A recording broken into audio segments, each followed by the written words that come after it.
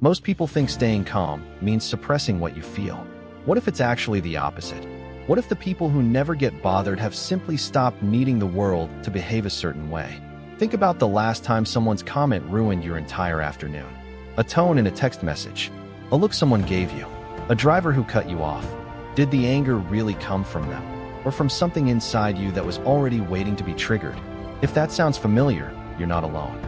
Psychologists have found that most emotional reactions say more about our internal expectations than about the actual event in front of us. But the real reason some people seem untouchable isn't what you'd expect. And once you see it, you won't be able to unsee it in yourself. The first thing you have to understand is this: people who never get bothered aren't numb. They've just stopped outsourcing their peace. At first, this feels impossible. You get a rude comment, and your whole chest tightens. Someone ignores your text, and you replay it for hours. Someone criticizes your work, and suddenly your entire day is ruined. This is normal. This is how most of us are wired. But then, for some people, something changes. You start noticing it in small moments. A coworker snaps at you in a meeting, and instead of spiraling, you simply think, "That's their stress, not my fault." A friend cancels last minute, and instead of taking it personally, you shrug and make other plans. Someone online insults you, and you scroll past without even feeling the sting. Your partner is short with you after a long day, and you give them space instead of matching their energy. Here's the reframe. It's not that these people care less. It's that they've stopped making other people's behavior the manager of their mood. Not because they're cold, but because they've learned something most of us never get taught: that other people's actions are information about them, not verdicts about you.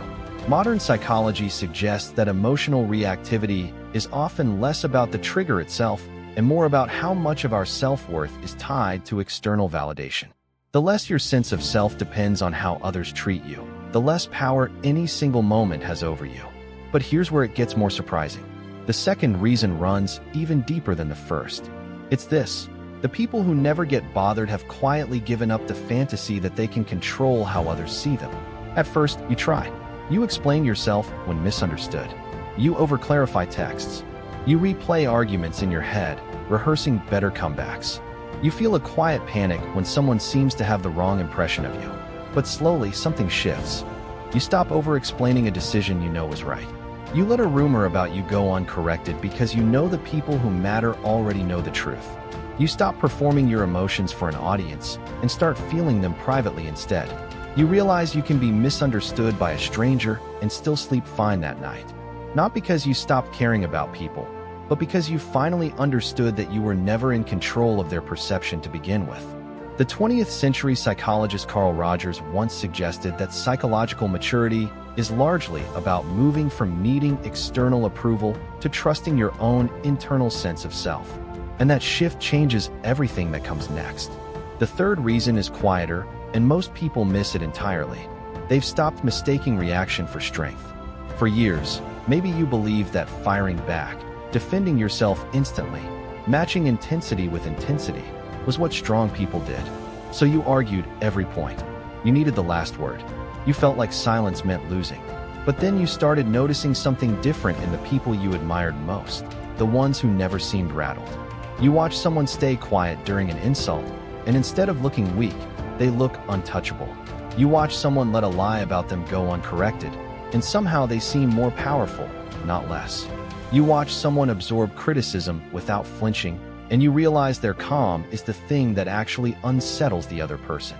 You start doing the same, pausing before responding, and noticing the pause itself feels like power.